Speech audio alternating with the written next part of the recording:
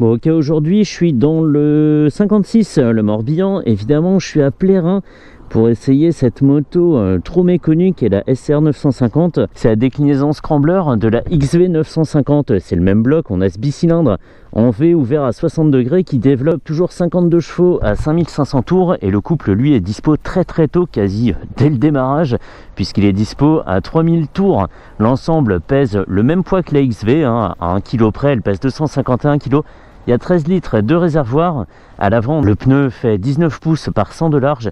C'est des Bridgestone Trailwing 101, Trailwing 101. Bon voilà, ça c'est la montre d'origine et c'est pas mal. À l'avant, on a un disque de 298 mm de diamètre, étrier 2 pistons. Mais on n'en a qu'un seul et c'est vrai que c'est un petit point faible de cette moto que j'ai déjà essayé il y a quelques années. 298 mm, c'est ce qu'on trouve sur la MT-07, sauf que sur les MT-07, il y a 2 disques. À l'arrière, le disque a fait aussi 298 mm de diamètre avec un étrier simple piston, même si sur la fiche il y avait marqué 2 pistons. Il faudrait que je regarde quand même. Le pneu, c'est un 17 par 140, là où on avait un 16 par 150 sur la XV 950. Beaucoup de 50, beaucoup de rimes en hante. Bref, le cadre n'est pas exactement le même, la selle est à 830 mm de haut, c'est 14 cm de plus que sur le custom. Et à part ça, on retrouve le caractère du bicylindre, rien n'a changé. Et c'est vrai que c'est toujours une moto super sympa à conduire, surtout dans ce cadre scrambler.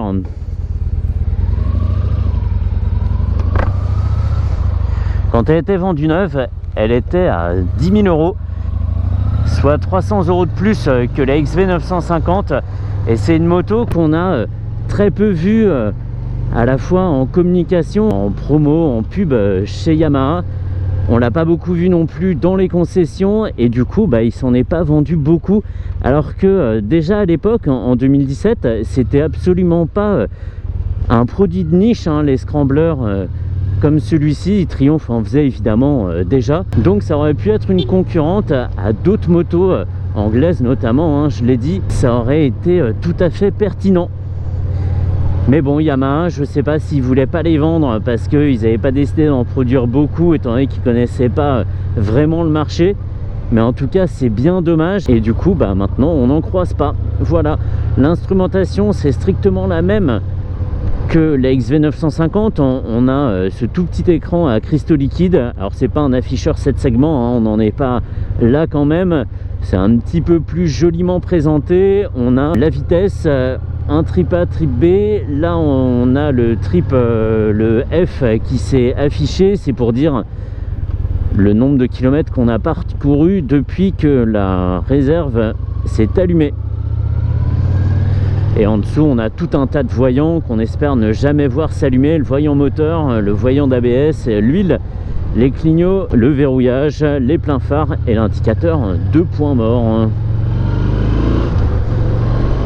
Et c'est vrai qu'on est beaucoup plus haut et ça donne pas du tout la même envie de conduite. Sur la XV 950 on était cool et ici on a envie de s'amuser un petit peu. On n'a pas les pieds en avant, ils sont légèrement en arrière et on est toujours autant gêné par la boîte à air. Je vais essayer de le filmer, évidemment pas dans ce virage, pas dans celui d'après non plus.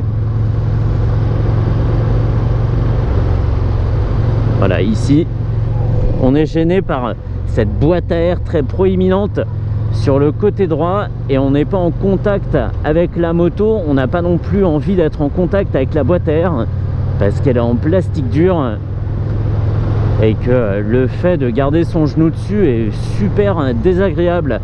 Il faudrait qu'Yamaha vende un petit coussin en accessoire, un coussin de boîte à air pour rendre les choses un petit peu plus vivables. On entre ici dans le lieu-dit de la Petite Suisse. À gauche, c'est un petit peu mieux. On a le cylindre arrière qui est légèrement décalé sur la gauche par rapport au cylindre avant. Ils sont pas dans l'axe comme sur un V-Twin Harley par exemple. Le cylindre avant est décalé sur la droite et le cylindre arrière sur la gauche. Et donc il vient gentiment épouser le derrière du genou. C'est pas trop mal de ce point de vue là. Et en conduite c'est très bien, les Bridgestone se font pas remarquer, pas sur l'angle. D'un point de vue sonore c'est très bien aussi, et de guidage c'est parfait. Par contre en freinage, autant en freinage, alors ça c'est hyper important à dire, autant en freinage classique comme ici qu'en freinage d'urgence, évidemment, eh ben on est beaucoup trop juste. Je sais pas si c'est un dimensionnement du disque ou du maître cylindre ou de l'étrier, mais il faudra vraiment beaucoup anticiper et pas hésiter à céder du frein arrière qui lui pour le coup est très puissant. Et il faudra avoir un freinage combiné en permanence. Et alors le souvenir que je gardais de cette moto, c'était une selle très dure. Et c'est vrai qu'on s'enfonce pas beaucoup dans cette selle, elle est très plate. Et mon fessier a du mal à répartir son poids dessus. C'est pas pour rien que quand il faut la refaire, Yamaha conseille non pas d'appeler un sellier mais plutôt un marbrier, puisqu'elle est extrêmement ferme. Brom brom. Et ça braque mieux, bizarrement, qu'un XV950. On l'a vu ici, hein, j'étais même pas embuté. Et j'ai réussi à tourner dans un espace assez réduit. Donc ça en fait une moto un petit peu plus européenne que la XV950. Et c'est très bien. Et elle est bien suspendue, c'est pas trop ferme. Et c'est pas trop mou, ça pompe pas de façon exagérée. On va joyeusement comme ça sur route et c'est très bien. Je suis hyper content de l'avoir trouvé ici à Plérin, parce que c'est une moto qui mérite d'être essayée et réessayée. Si j'avais un garage assez grand et des finances un peu plus confortables, c'est certain que cette moto ferait partie de mon garage.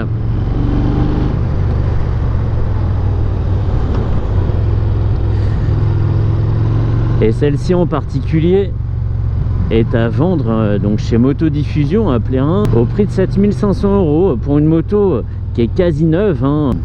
C'est vraiment pas abusé. Et là pour le coup on a une moto qui sort complètement de l'ordinaire. C'est pas un Scrambler 900 de chez Triumph, c'est pas je sais pas, une Urban GS chez BMW. Urban GS, c'est la 90 Urban GS précisément. C'est vraiment une moto à part et qui est tout aussi sympa. On n'a pas envie d'aller vite, on profite de la route tranquillement. On regarde jamais le compteur parce qu'on sait justement qu'on sera rarement au-dessus des limitations, et ça en soi c'est un très gros avantage, le repos que ça offre. C'est pas un foudre de guerre, c'est pas ce qu'on lui demande. On a une très bonne position de conduite et je l'ai pas dit alors que je le remarque quasiment toutes les secondes que je conduis, c'est que le guidon large comme ça, ça donne une maîtrise mais tellement presque innée de la moto. C'est très agréable aussi. Alors ça sera pas forcément le top en agglomération surchargée pour le faufilage dans les bouchons, mais ici vraiment c'est très bien. Quel plaisir, quel plaisir.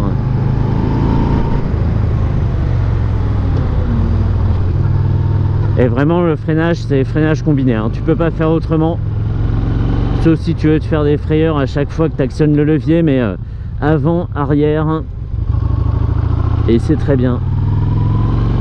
Et c'est un petit peu joueur, hein. L'avant, quand les conditions se dégradent, a tendance à devenir un petit peu joueur, mais sans jamais être dangereux. C'est sympa.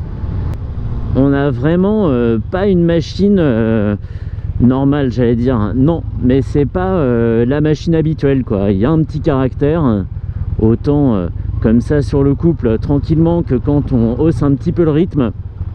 Elle est super plaisante à conduire et c'est pas la moto dont on se lassera trop vite. En rouge comme ça, mais c'est superbe, superbe. Bon voilà, c'est un essai pour mon plaisir et je vais aller la rendre, cette machine. Et merci à Cyprien de m'avoir fait partir sur cette SCR 950. Merci à lui et à Marc du département Occasion de Morbihan Moto. On va aller, on va arrêter ici. Hop. Voilà. Refait voir son look là. La beauté, rien à dire d'autre. Superbe. Et ben ça a été un plaisir de me faire plaisir. Génial. Allez go. À plus.